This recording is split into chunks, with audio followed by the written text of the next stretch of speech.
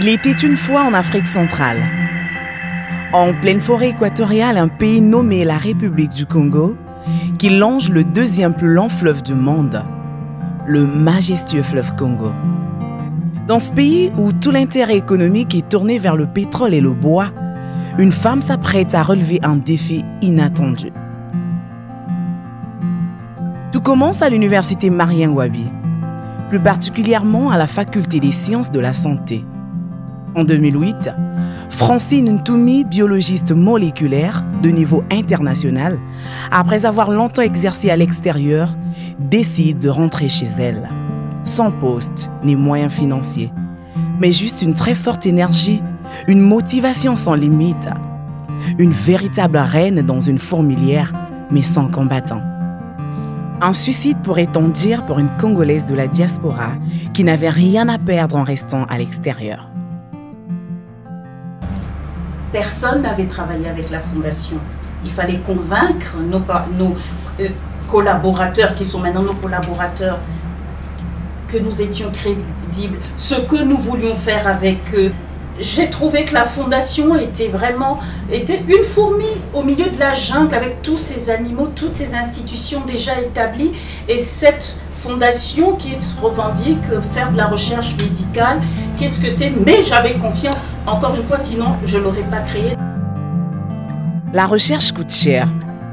Alors, il faut trouver des sources de financement.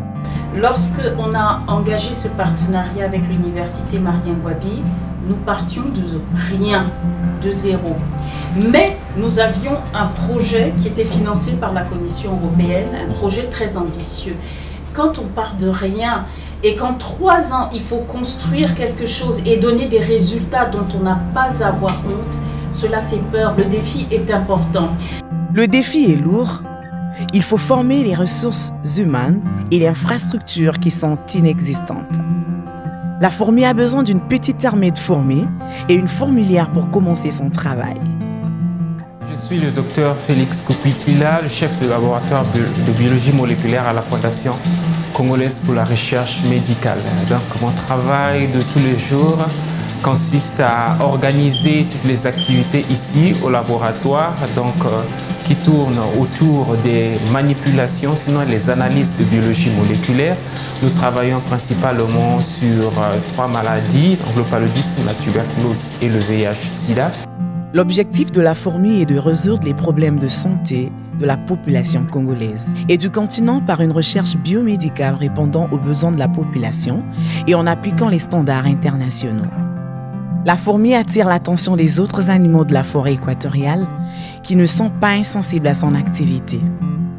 C'est pourquoi le gigantesque animal, le rhinocéros, qu'est la compagnie pétrolière locale Total EEP Congo, décide de s'approcher de la fourmi en la soutenant dans son travail. Total et la Fondation congolaise de la recherche médicale ont signé un partenariat, un accord de partenariat en mars 2011. Et Total EP Congo a suivi et financé 2 projets. Un concernant la surveillance du paludisme et le deuxième qui consistait à créer un observatoire des maladies diarrhéiques à Brazzaville. La direction générale de Total EP Congo est très satisfaite des résultats obtenus dont la pertinence est reconnue par la communauté internationale. Et de ce fait, à la fois Total EP Congo et la FCRM sont convenus de prolonger ce partenariat et ont signé en juin 2016 un nouvel accord qui porte sur un partenariat de 3 ans. Et les partenariats se multiplient, chaque partenariat consolidant les efforts de la fourmi congolaise. Ainsi, en 10 ans, la fourmilière ne cesse de grandir. D'un petit local à la faculté des sciences de la santé, elle passe à 4 belles structures équipées et très actives, avec une petite armée de fourmis jeunes et dynamiques, travaillant sans relâche pour une recherche biomédicale répondant aux standards internationaux. Mais en 2012, catastrophe. La forêt sous le drame, le pays sous le choc. L'explosion d'un dépôt de munitions à Pila ôte la vie à plusieurs personnes. La fourmi ne peut donc pas dormir sur ses lauriers. Elle cherche comment se rendre utile. Comme le dit un dicton populaire, la plus belle femme ne donne que ce qu'elle a. La fourmi va apporter la seule chose qu'elle maîtrise, la science et en particulier la biologie moléculaire. Et les premières empreintes génétiques sont établies dans le pays et les corps non identifiables vont le devenir et être rendus aux familles qui peuvent faire leur deuil selon les us et coutumes congolaises. Merci, chère fourmi. Merci. Les efforts de la courageuse fourmi congolaise sont salués par tous les animaux de la forêt, dont l'éléphant, qui représente les plus grandes institutions européennes et américaines.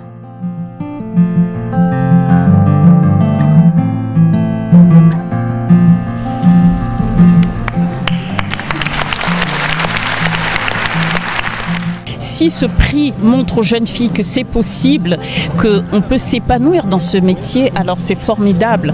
Et au nom des autres femmes aussi qui ont peur d'être ambitieuses, je voudrais que ce prix leur montre que l'ambition peut être belle, peut être valorisée et qu'elle n'est pas une valeur négative. Bien au contraire, c'est une valeur de progrès. Au nom de la République, avec les ministres conférés,